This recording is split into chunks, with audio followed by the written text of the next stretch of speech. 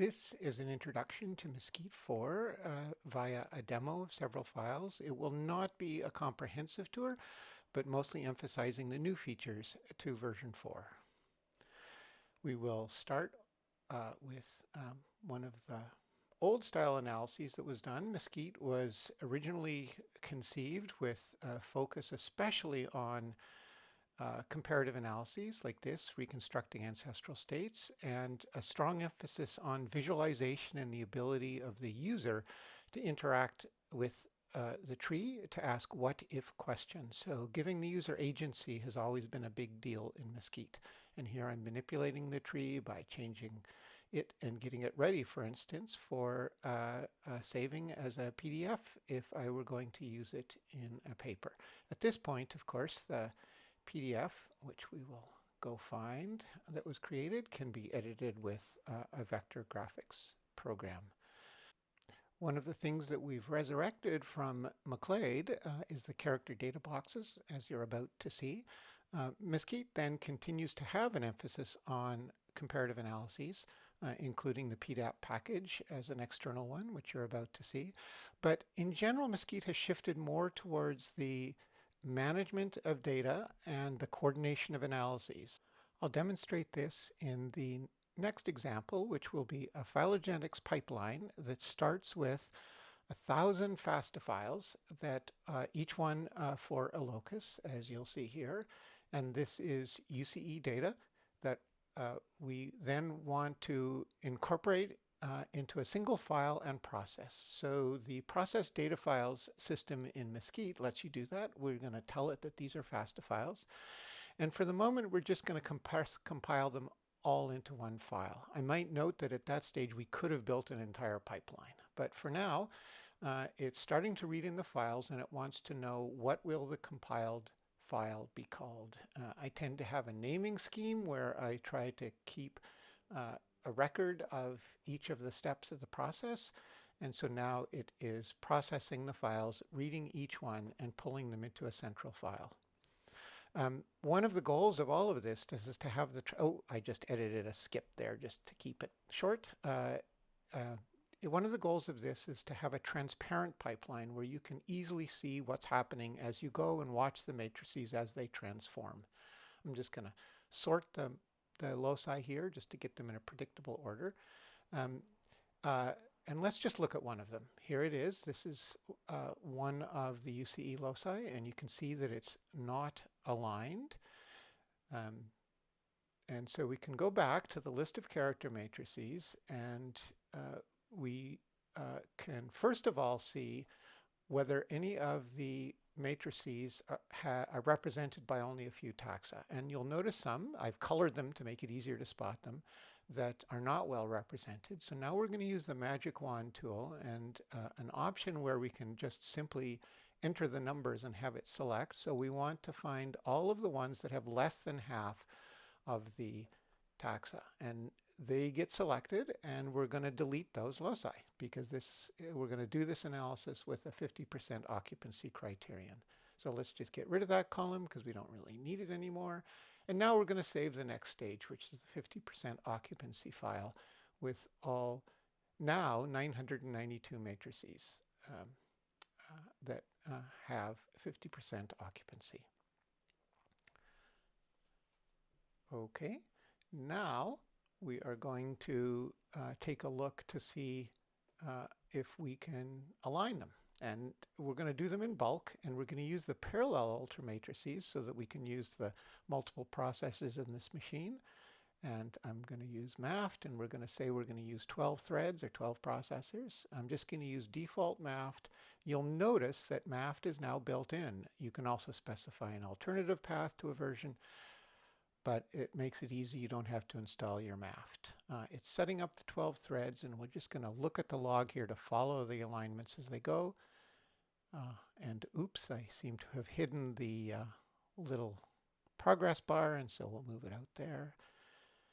And here we go. We've got, and I just jumped ahead there because this can be a long stage. I just edited some stuff out. I'll tell you at the end that this entire process took 27 minutes. So I'll remind you that when we're done. Now we're going to save the intermediate file of the the alignment. So these are all the aligned loci, and we're going to take a peek at them next so you can see what they actually look like. And so now let's look at this. This is the same one we started with, and you'll notice that it's got some pretty rough ends. UCEs tend to be like that. And this means that we might want to think about trimming them. Well, of course we need to trim them. So there are different ways we could trim, but instead of actually directly trimming to begin with, I'm just going to use a visualization of what would be trimmed so we can get an idea as to how it works. So we're going to select initially trim al, and so trim al likewise is built in, and we're going to use the strict plus criterion. And now it's going to highlight what would be the pieces that would be trimmed by trim al. So we can see what would be kept. Those are the bright parts, and the dark parts are the ones that would be trimmed. I'm going to show you an alternative trimmer, which is a built-in one, phi-n, a new one, that uses a phylogenetic conflict rule, and that's what it would show. So now we're going to actually do the trimming, but we're going to do them all at once, and we're not going to bother to do it parallel because this is fast enough. So I'm just going to use trim phi-n, and we're going to just ask phi-n to trim all of those matrices. And this is real time. I'm not editing this. So we get our 992 matrices done, and let's now, before we forget, save the trimmed version of the file.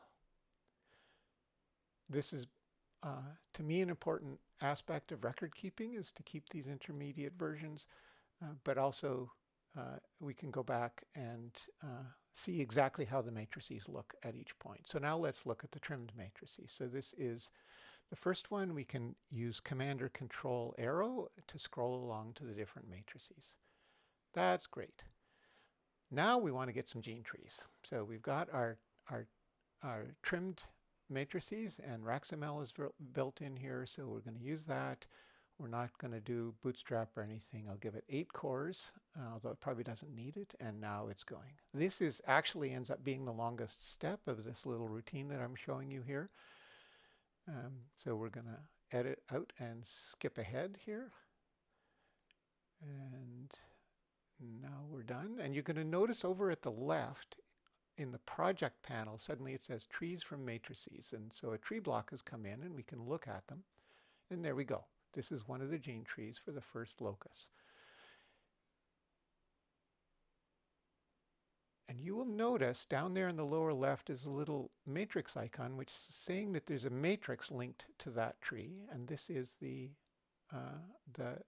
locus matrix, of course, from which that gene tree came. So we can look at that gene tree and its locus and keep scrolling along. And you'll notice, oh dear, there's something going on there with that long branch.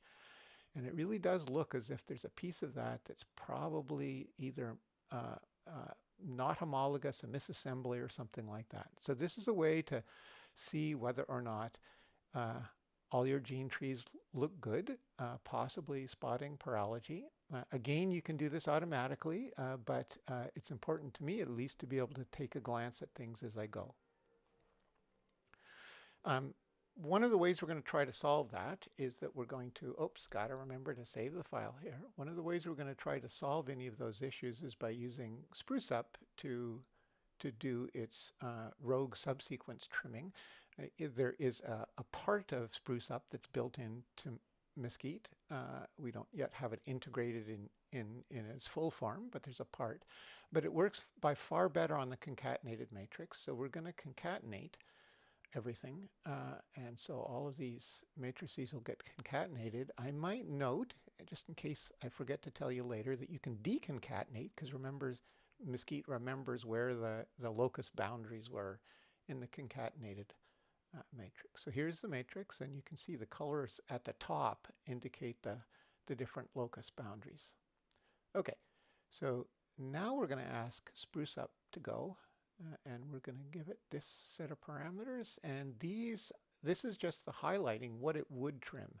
And so for instance here, if we hit Command J, we can see it back in normal form, and so it does look as if it's finding some pretty strongly rogue subsequences. We're just going to ask it to delete them here, and there you go. So now we've got spruce up trimmed concatenation, And we better save the file again here. And what I would typically do is deconcatenate and then redo the gene trees and use those gene trees for analyses such as astral. But here we're just going to not go that and just do an analysis of the concatenated matrices. And this is to show you that it's remembered where those gene loci were. And this is the deconcatenation thing that you can do.